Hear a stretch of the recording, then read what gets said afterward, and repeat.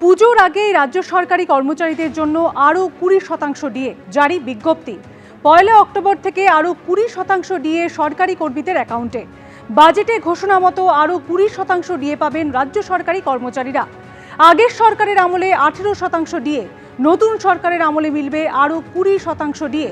সব মিলিয়ে মোট 38% ডিএ পাবেন রাজ্য সরকারি কর্মচারীরা।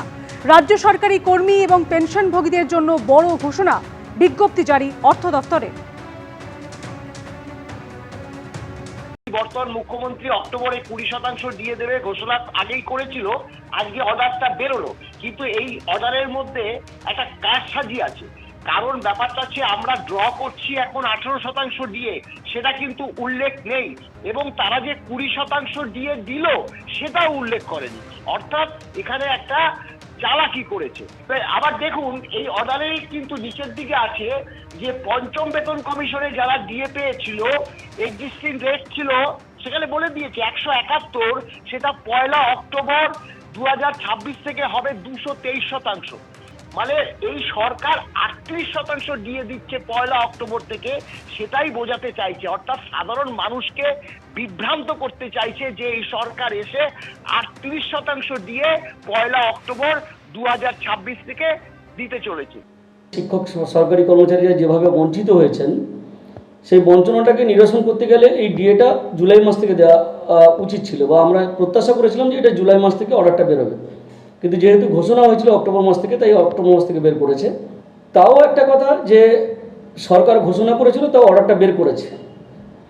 আর একটা বিষয়, আমাদের সরকারের কাছে আবেদন থাকবে, এখনও পর্যন্ত আমাদের 22% ডিএ কেন্দ্রীয় হারে যে ডিএ হয়, সেই তার থেকে 22% ডিএর ফারাক থেকে গেল। একসঙ্গে হয়তো এই ডিএটা দেওয়া সম্ভব নয়, কিন্তু আমরা প্রত্যাশা করব, সরকারের কাছে আবেদন রাখবো, আগামী ডিসেম্বর মাসে এই 22% ডিএ মিটিয়ে দিয়ে তারপর 7th পে কমিশন লাগু করার কথা যেন সরকার চিন্তা ভাবনা করে। এটাই আমাদের সরকারের কাছে আবেদন। মঙ্গলবার এনডিএর বৈঠকে অংশ নিলেন তৃণমূলের বিদ্রোহী এনসিপিআই সাংসদরা। দিল্লি গিয়ে তাদের সঙ্গে বৈঠক করলেন মুখ্যমন্ত্রী শুভেন্দু অধিকারীও। পর্যবেক্ষকদের মতে এর নেপথ্যে রয়েছে মোদী সরকারের 2/3 কাছাকাছি পৌঁছে যাওয়ার কৌশল, যেটা না থাকার কারণেই এর আগে আসন না বাড়িয়েই মহিলা সংরক্ষণ বিল পাশ করাতে ব্যর্থ হয়েছিল তারা। We are supporters of NDA, so naturally we are part of NDA. The meeting was very good and fruitful, and he's promised us that all member of parliaments, whoever have joined the NCPI and the NDA alike. মঙ্গলবার সকালে এনডিএর বৈঠকে অংশ নিলেন তৃণমূলের বিদ্রোহী এনসিপিআই সাংসদরা। দুপুরে দিল্লি গিয়ে তাদের সঙ্গে বৈঠক করলেন মুখ্যমন্ত্রী শুভেন্দু অধিকারী। मुख्यमंत्री से कुछ गुंजाइश था, वो सुन लिया मैंने। তৃণমূলের বিদ্রোহী 20 জন সাংসদের এনসিপিআইতে মিশে যাওয়া, এনডিএতে যোগ দেওয়া, ঘন ঘন তাদের সঙ্গে কিংবা তাদের লোকসভার দলনেতার সঙ্গে প্রধানমন্ত্রী মুখ্যমন্ত্রীর বৈঠক, এসবের নেপথ্যে মূলত রয়েছে মোদী সরকারের 2/3 আরেকটু কাছাকাছি পৌঁছে যাওয়ার কৌশল, যেটা না থাকার কারণেই এর আগে আসন বাড়িয়ে মহিলা সংরক্ষণ বিল পাশ করাতে ব্যর্থ হয়েছিল মোদী সরকার। আগামী দিনে আসন বাড়িয়ে মহিলা সংরক্ষণ, এক দেশ এক ভোটের মতো সংবিধান সংশোধনী বিল পাশ করানো মোদী সরকারের লক্ষ্য। কিন্তু তার জন্য চাই 2/3 আসন। 543 আসনের লোকসভার 2/3 আসন মানে 362। বর্তমানে এনডিএ সাংসদ সংখ্যা 292। এনসিপিআই এর 20 জন সাংসদ এনডিএতে মিশলে সংখ্যাটা বেড়ে হবে 312। পর্যবেক্ষকদের মতে সেই কারণেই এনডিএর তরফে এনসিআই কে কাছে রাখার এই চেষ্টা। তাদের বিল পাশ করানোটা খুব গুরুত্বপূর্ণ। বিভিন্ন গুরুত্বপূর্ণ বিল রয়েছে, এই বিলগুলোর জন্য যে নাম্বার 2/3 এইটা খুবই গুরুত্বপূর্ণ। ফলে রাজনৈতিক কৌশল নিচ্ছে, ফলে শুধুমাত্র পাটিগণিতের হিসাব এবং রাজনৈতিকভাবে যেই পাটিগণিতের হিসাবটা কোন কৌশলে তারা নিয়ে আসবে, এইটার জন্যই বিভিন্ন দলের সাংসদদের তারা নিজেদের কাছে নিজেদের বলয়ে আনার চেষ্টা করছে। ইতিমধ্যে ইন্ডি জোটের থেকে দূরত্ব বাড়িয়েছে এমকে স্ট্যালিনের ডিএমকে। তারা এবার এনডিএর দিকে পা বাড়াবে কিনা তা নিয়ে জল্পনা চলছে। লোকসভায় ডিএমকে সাংসদ সংখ্যা 22 জন। শরদ পাওয়ারের এনসিপিও এনডিএতে সামিল হতে পারে বলে জল্পনা চলছে। লোকসভায় তাদের 1 জন সাংসদ রয়েছে। এই দলগুলো এনডিএর সঙ্গে জুড়লে তারা লোকসভায় 2/3 আরও কাছাকাছি চলে যাবে। অন্যদিকে রাজ্যসভায় 2/3 সংখ্যাগরিষ্ঠতার জন্য প্রয়োজনীয় সংখ্যা 163। রাঘব চাড্ডা সহ আম আদমি পার্টির 7 জন সাংসদ এবং তৃণমূল ত্যাগী 3 জন সাংসদ বিজেপিতে যোগ দেওয়ার পর রাজ্যসভায় তাদের সংখ্যা 154-তে পৌঁছে গেছে। বিশ্বাসঘাতকদের কোলে বসিয়ে বিল পাসের জন্য সাংসদের সংখ্যা বাড়ানোর চেষ্টা করছে বিজেপি। এটা বিজেপির একটা দৈন্যতা, এবং এখানে কিছু বেঈমান গদ্দার যারা তৃণমূলের প্রার্থী হয়ে, মমতাদির প্রার্থী হয়ে অ্যান্টি বিজেপির মানুষের ভোট পেয়ে দিল্লি গেছে, আর গিয়ে তারা নরেন্দ্র মোদী তাঁর সমর্থনে বসছে, এই বৈপরীত্যটাই তো বিশ্বাসঘাতকতা। ভারতের বুকে হর্স ট্রেডিং শব্দ কারা এনেছিল? কারা এইসব কেনাবেচা শুরু করেছিল? যে 15 বছর ধরে একটা যদি আসন কোথাও থাকতো সেটাকে কিভাবে নিয়ে নেওয়া হতো? বৃহত্তর রাজনীতির স্বার্থে দেশ বাঁচাতে কে কোথায় কি করছেন সেই নিয়ে অনেক রকম মতবাদ থাকতে পারে, কিন্তু তা বলে ওই কি ঘোষবাবু, কুণালবাবু কিছু বলবেন আর সেটা মানুষ মন দিয়ে শুনবে, সেটা নেই। এর আগে উদ্ধব ঠাকরের শিবসেনার লোকসভার 6 জন সাংসদ বিজেপির শরিক একনাথ শিন্ডের শিবসেনায় যোগ দেন। 6 সাংসদের শিন্ডে সেনায় যোগের সিদ্ধান্তে অনুমোদন দেন লোকসভার স্পিকার ওম বিড়লা। এর ফলে সংবিধানের 10ম তফসিলে দলত্যাগ বিরোধী আইনের অপব্যবহার হয়েছে বলে মামলা দায়ের হয়েছে সুপ্রিম কোর্টে। এখনও সেই মামলার ফয়সালা হয়নি। আজকে ভূপেন যাদব যখন ঘরে আসে, তাকে আমার প্রথম প্রশ্ন ছিল যে এই স্বীকৃতি কবে হচ্ছে। উনি বলছেন যে জোড়া ফুলটা আগে কে পেয়ে যাক সেটা ঠিক হয়ে যাবে, ভেরি সুন, একটা মিনিমাম সময় আর লাগবে, কিন্তু এইটা নির্ধারণ হয়ে গেলে বাকি সব সমস্যা খুব দ্রুত সমাধান হয়ে যাবে। উনি অল্প কথা বলেন কিন্তু পজিটিভ কথা বলেন, আমার যা মনে হলো। শেষ অবধি মোদী সরকার কিভাবে, কোন কৌশলে 2/3 সমর্থন জোগাড় করে তাদের প্রয়োজনীয় সংবিধান সংশোধনী বিলগুলি পাশ করায় সেটাই দেখার। বিজেন্দ্র সিংহ, আশাবুল হোসেন, দীপক ঘোষ, এবিপি আনন্দ। আর এরই মধ্যে কোন শিবিরে শ্যামপুকুরের শশী পাঁজা? কালীঘাট তৃণমূল, এনসিপিআই নাকি ঋতব্রত তৃণমূলে? সেটাই এখন লাখ টাকার প্রশ্ন।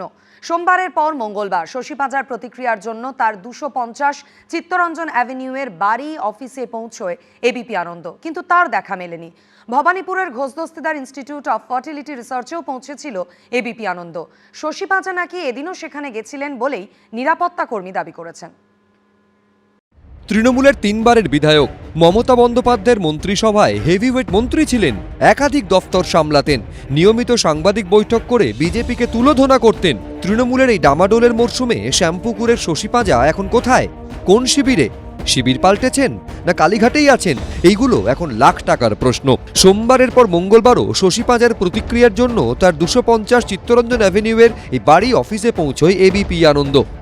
প্রাক্তন মন্ত্রী শশী পাঁজার বাড়ি এবং অফিস, এই অফিসেই শশী পাঁজা বসে সাধারণভাবে লোকজনের সঙ্গে কথা বলতেন, কিন্তু বেশ কয়েকদিন ধরেই তার মূল যে দরজা তাতে বড় বড় তালা ঝুলে, অফিস কার্যত বন্ধ, এবং নির্বাচনের পর থেকে তার সঙ্গে অন্যান্য মানুষ তো দূরের কথা, তার কর্মীরাও যোগাযোগ করে উঠতে পারছেন না। এমনকি তার মেয়ে যিনি কাউন্সিলর, তারও কিন্তু এখনো পর্যন্ত সাধারণ মানুষজন কোনো দেখা পাননি। 30 ডেজ আগে দেখা হয়েছে, ভোটের পর দেখা হয়নি না। সোমবারও শশী পাঁজার গিরিশ পার্কের এই বাড়ি, পার্টি অফিস, কোথাও তার দেখা মেলেনি।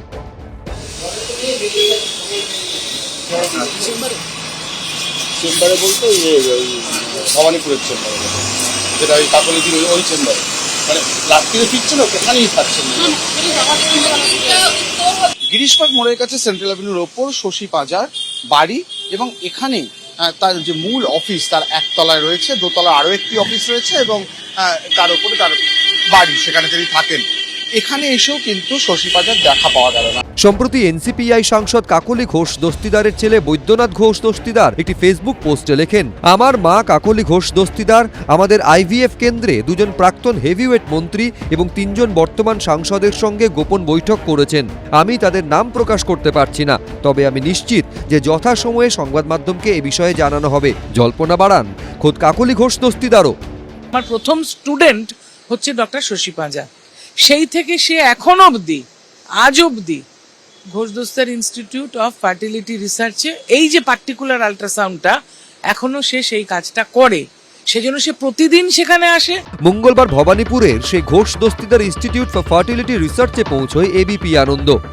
ভবানীপুরে এই ক্লিনিকে মাঝে মধ্যেই আসেন ডাক্তার শশী পাজা, কিন্তু এদিন এসে তার খোঁজ পাওয়া গেল না। আজকে কি উনি এসেছিলেন? হ্যাঁ, আজকের এসেছিলেন। কতক্ষণ উনি থাকেন? পেশেন্ট যতক্ষণ থাকে ততক্ষণ থাকেন, ওনার পেশেন্ট দেখা হয়ে গেলে চলে যায়। অসংখ্যবার ফোন করে SMS করেও তার কোনো উত্তর মেলেনি। আবার কখন আসবেন? আদৌ কি আগামীকাল তিনি আসবেন? এখানে কি তার দেখা পাওয়া যাবে? এর কোনো উত্তরই কিন্তু পাওয়া যায়নি। সোমবারও এখানে পৌঁছেছিল এবিপি আনন্দের প্রতিনিধিরা। দাদা সিকিউরিটি থেকে আছেন, একটু কথা বলবো আপনার সাথে। শশী পাজা আছেন? না, বেরিয়ে গেছে। ম্যাডাম বেরিয়ে গেছে? কখন এসেছিল? ম্যাডাম 12:30। 12:30। উনি কি রোজ আসছেন? পেশেন্ট যখন যখন থাকে তখন। শশী পাজার নীরবতায় জল্পনা বাড়ছে। ডক্টর শশী পাজা তিনি প্রাক্তন মন্ত্রী। নির্বাচনের পর তিনি তার ছোট কন্যার কাছে তিনি বাইরে গেছিলেন। ফেরার পর তিনি কলকাতায় আছেন। সর্বশেষ আমি যেটুকু জানি, আমার সঙ্গে যা কথা হয়েছিল, তিনি তো তৃণমূলেরই। আমি তারপর নতুন করে ওনার কোনো অবস্থান বদলের কোনো খবর পাইনি। ক্যালেন্ডারে আষাঢ় পেরিয়ে শ্রাবণ, থেকে থেকেই আকাশের মুখ ভার, চাঁদের দেখা নেই। ভোটে ভরাডুবির পর কালীঘাট তৃণমূলের ভাগ্যাকাশেও হতাশার মেঘ। শ্যামপুকুরের শশী পাজা দেখা দেবেন কবে? উজ্জ্বল মুখোপাধ্যায়, অনির্বাণ বিশ্বাস, অরিত্রিক ভট্টাচার্য, এবিপি আনন্দ। রাতের অন্ধকারে সবজির আড়ালে গরু পাচারের অভিযোগ উঠল পশ্চিম মেদিনীপুরের দাসপুরে। পুলিশি অভিযানে উদ্ধার করা হয়েছে 9টি গরু। গ্রেফতার হয়েছেন ট্রাকের চালক।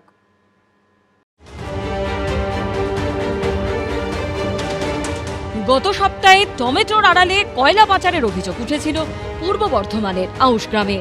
এবার সবজির ট্রের আড়ালে গরু পাচারের অভিযোগ উঠল পশ্চিম মেদিনীপুরের দাসপুরে। পুলিশি অভিযানে উদ্ধার হলো 9টি গরু। গ্রেফতার হলেন ট্রাকের চালক। কোথায় নিয়ে যাচ্ছিলে দাদা? কোথায়? পুলিশ সূত্রে দাবি, সোমবার ঘাটাল পাঁশকুড়া রাজ্য সড়কে একটি ট্রাক দেখে পিছু ধাওয়া করে পুলিশ। কিছু দূর যাওয়ার পরে ট্রাকটিকে ধরে ফেলে পুলিশের গাড়ি। সবজির ট্রে সরাতেই দেখা যায় বেঁধে নিয়ে যাওয়া হচ্ছে একাধিক গরু। পুলিশ সূত্রে দাবি, তাদের দেখেই পালিয়ে যান ট্রাকের খালাসি। কোনো বৈধ কাগজ দেখাতে পারেননি চালক। এরপরই গ্রেপ্তার করা হয় তাকে। পাচারকারীদের অভ্যাস পাচার করা। ওরা ভুলে গেছে যে এখন তৃণমূলের সরকার চলছে না, এখন বিজেপির সরকার। সরকার পাল্টেছে, সরকারের সাথে সাথে সিস্টেম পাল্টেছে। প্রতিক্রিয়ার জন্য তৃণমূলের জেলা সভাপতি অজিত মাইতিকে ফোন করা হলেও তিনি ফোন তোলেননি। সোমনাথ দাসের রিপোর্ট, এবিপি আনন্দ, পশ্চিম মেদিনীপুর। জাল ডিসিআর কারবার নিয়ে 2022 সালে দুবার এফআইআর দায়ের হয়েছিল মুরারই এবং রামপুরহাট থানায়। অভিযোগ দায়ের করেছিলেন বিএলএলআরও, কিন্তু তারপরও জাল ডিসিআর এর রমরমা থামেনি। আর এর মধ্যে টাকা উদ্ধারের ঘটনায় এবার গ্রেপ্তার হলো টুলু মণ্ডলের আরেক ম্যানেজার। বীরভূমের পাথর ব্যবসায়ী টুলু মণ্ডল এখনো ধরাছোঁয়ার বাইরে। এদিকে টাকা উদ্ধারের ঘটনায় পুলিশের জালে ধরা পড়ল তার আরও এক ম্যানেজার নঈমুদ্দিন মণ্ডল। মঙ্গলবার মোহাম্মদ বাজার থেকে গ্রেপ্তার করা হয়েছে তাকে। এই নিয়ে টাকা উদ্ধারের ঘটনায় 3 জনকে গ্রেপ্তার করল পুলিশ। অন্যদিকে সরকারি রাজস্ব ফাঁকি দিতে জাল ডিসিআর এর কারবার নিয়ে আরও চাঞ্চল্যকর তথ্য সামনে এলো। এই জাল ডিসিআর নিয়ে 2022 সালে দুটি এফআইআর দায়ের হয়েছিল। তাৎপর্যপূর্ণ বিষয় হলো, দুটি ক্ষেত্রেই থানায় অভিযোগ জানিয়েছিলেন সরকারি আধিকারিক বিএলএলআরও। একটি মুরারই থানায় আর একটি রামপুরহাট থানায় অভিযোগ দায়ের হয়েছিল। 2022 সালের 29শে আগস্ট মুরারই থানায় দায়ের হওয়া এফআইআরে উল্লেখ রয়েছে, স্টোন চিপস নিয়ে যাওয়ার সময় রাস্তায় একটি ট্রাককে ধরা হয়েছিল। তখন দেখা যায় চালকের কাছে 25553 নম্বরের ডিসিআর বুকের 25 নম্বর পাতাটি রয়েছে। পরীক্ষা করে জানা যায় সেটি নকল। এরপরই চালক ও ট্রাকের মালিকের বিরুদ্ধে থানায় অভিযোগ দায়ের করা হয়। ওই বছর 9 সেপ্টেম্বর রামপুরহাট থানায় দায়ের হওয়া এফআইআরে জানানো হয়েছে, রামপুরহাট 1-এর ডিসিআর গেট থেকে স্যাম্পল কালেকশন করা হয়েছিল। সেটা যাচাই করে দেখা যায় রাজস্ব সংগ্রহের জন্য 14টি ডিসিআর সরকারি দপ্তর থেকে ইস্যুই করা হয়নি। এরপরই থানায় অভিযোগ দায়ের করা হয়। প্রশ্ন উঠছে, এই এফআইআর এর প্রেক্ষিতে কোনো কড়া ব্যবস্থা নেওয়া হয়নি কেন? খোদ সরকারি আধিকারিক যখন এফআইআর করেছিল, তার মানে প্রশাসন বিষয়টা জানতো। তাহলে এই নিয়ে কোনো পদক্ষেপ দেখা যায়নি কেন? এরপরও টুলু মণ্ডল কারবার চালিয়ে গেল কি করে? কার বা কাদের মদতে এটা সম্ভব হলো? রামপুরহাট 1-এর এই যে ডিসিআর গেটের সামনে দাঁড়িয়ে রয়েছি, এখানে কিন্তু 2022 সালে যে বিষয় জানা যায় যে প্লেস অফ অকারেন্স দেখানো হচ্ছে এই জায়গা, এখান থেকে হচ্ছে 14টা এরকম ফেক ডিসিআর উদ্ধার হয়। তার পরবর্তীকালে মামলাও হয়। ভাড়া নিয়েছিল কে? টুলু মণ্ডল। এই কেন হিসাবে আমাকে কিছু বলেনি। এইখানে আমাকে তো প্রথমে বলেছিল ওই আমার গাড়ির কিছু অফিসের লোক থাকবে করে, এমনি বলেছিল। তারপরে ওই আপনার ওই ডিসিআর কাটতো ভাড়া, ওই 10,000 টাকা দিত। ভোটের পর থেকে পাথর খাদানের আশেপাশে ডিসিআর গেট বন্ধ করে দেওয়া হয়েছিল। টুলু মণ্ডলী যে ডিসিআর গেটগুলো থাকতো তার আশেপাশে তার বাহিনী সবসময় থাকতো। ইতিমধ্যেই আমরা কথা বলেছি কয়েকজনের সঙ্গে, তারা বলছেন তারা চারপাশে পাহারার দায়িত্ব থাকতো। এমনকি ডিসিআর গেটের ভেতরে আমরা রয়েছি, দেখা যাচ্ছে এখানে লেখা রয়েছে বিনা অনুমতিতে প্রবেশ নিষেধ। কিন্তু 4 বছর আগেই যেখানে জাল ডিসিআর নিয়ে পুলিশে এফআইআর দায়ের করা হয়েছিল, সেখানে এতদিন পুলিশ কি করছিল সেই প্রশ্ন থেকেই যাচ্ছে। পার্থপ্রতিম ঘোষের রিপোর্ট, এবিপি আনন্দ। অভিষেক বন্দ্যোপাধ্যায়ের পিএ সুমিত রায় নিউ আলিপুরের বালিতে তল্লাশি চালালো সিআইডি। শালবনী থানায় দায়ের হওয়া জমি দুর্নীতির মামলায় তল্লাশি চালানো হলো। শালবনী থানায় দায়ের হওয়া জমি দুর্নীতির মামলায় অভিষেক বন্দ্যোপাধ্যায়ের পিএ সুমিত রায়ের নিউ আলিপুরের বাড়িতে মঙ্গলবার প্রায় 20 মিনিট তল্লাশি চালালেন সিআইডির অফিসাররা। এতদিন এই মামলার তদন্ত করছিল জেলা পুলিশ। মঙ্গলবারই এই মামলার তদন্তভার আসে সিআইডির হাতে। শালবনীর এই মামলায় আদালত থেকে রক্ষাকবচ পাননি অভিষেক বন্দ্যোপাধ্যায়ের পিএ। এদিনই গ্রেফতারি পরোয়ানা নিয়ে তার বাড়িতে তল্লাশি চালালেন সিআইডির গোয়েন্দারা। প্রায় 20 মিনিট সুমিত রায়ের বাড়িতে তল্লাশি অভিযানের পর এই মুহূর্তে সিআইডির যে টিম যারা ভেতরে গেছিলেন তারা বাইরে বেরোচ্ছেন। 6টা 20 মিনিটের নাগাদ সিআইডির আধিকারিকরা কথা বলা শুরু করেন সুমিত রায়ের মায়ের সঙ্গে, কিন্তু প্রথমে তারা ভেতরে ঢুকতে পারেননি। বারবার সিআইডির আধিকারিকরা বলেন যে তারা শালবনী থানায় দায়ের হওয়া মামলা, যাতে অ্যারেস্ট ওয়ারেন্ট গ্রেফতারি পরোয়ানা রয়েছে অভিষেক বন্দ্যোপাধ্যায়ের আত্মসহায়ক সুমিত রায়ের এগেনস্টে, তার জন্য এই বাড়িতে তল্লাশি অভিযান করতে এসেছেন। যে বাড়িতে কোথাও লুকিয়ে রয়েছে সুমিত সেটা দেখার জন্য, কিন্তু পরিবারের সদস্যরা প্রথমে অনুমতি না দিলেও পরে কিছুক্ষণ পরে তারা অনুমতি দেন এবং ভেতরে সিআইডির আধিকারিকরা যান এবং তারা একজন ভিডিওগ্রাফার, একজন ফটোগ্রাফারকে নিয়ে ভেতরে যান এবং সঙ্গে মহিলা আধিকারিক যারা সিআইডির তারাও ছিলেন। মহিলা অফিসারদের সঙ্গে নিয়ে সুমিত রায়ের খোঁজে বাড়ির আনাচে কানাচে তল্লাশি চালানো হয়, করা হয় ভিডিওগ্রাফি। এর আগে তোলাবাজির একটি মামলায় অভিষেক বন্দ্যোপাধ্যায়ের আত্মসহায়ক সুমিত রায় নিউ আলিপুরের ঠিকানায় পৌঁছেছিল পুলিশ। সেদিন ছেলে কোথায় তা নিয়ে কিছু জানেন না বলে দাবি করেছিলেন সুমিত রায়ের মা। ছেলে পালিয়ে গেল কেন?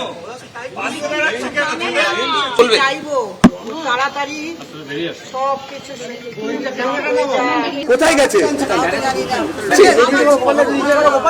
13ই জুন মাঝরাতে সুমিত রায়ের মোবাইল ফোনে টাওয়ার লোকেশন ধরে অভিষেক বন্দ্যোপাধ্যায়ের কালীঘাটের বাড়িতে গেছিল পুলিশ। রাতভর বাড়ির দরজায় অপেক্ষার পর সকালে বাড়ির সামনে 2টি গেটের তালা ভেঙে অভিষেক বন্দ্যোপাধ্যায়ের বাড়ির ভেতরে ঢোকে পুলিশ। প্রায় 1.5 ঘন্টা তল্লাশি চালিয়েও খোঁজ পাওয়া যায়নি অভিষেক বন্দ্যোপাধ্যায়ের আত্মসহায়ক সুমিত রায়ের। সেই থেকেই বেপাত্তা তিনি। তার বিরুদ্ধে আগেই লুকআউট নোটিশ জারি হয়েছে। এসবের মধ্যেই বুধবার অভিষেক বন্দ্যোপাধ্যায়ের বিদেশে চিকিৎসা করাতে যাওয়ার আবেদন সংক্রান্ত মামলা, যেটি কলকাতা হাইকোর্টে ফেরত পাঠিয়েছিল সুপ্রিম কোর্ট, তার শুনানি হবে বিচারপতি সৌগত ভট্টাচার্যের এজলাসে। ময়ূখ ঠাকুর চক্রবর্তী, সৌভিক মজুমদার ও প্রবীর চক্রবর্তী, এবিপি আনন্দ। এবিপি আনন্দ, এগিয়ে থাকে, এগিয়ে রাখে।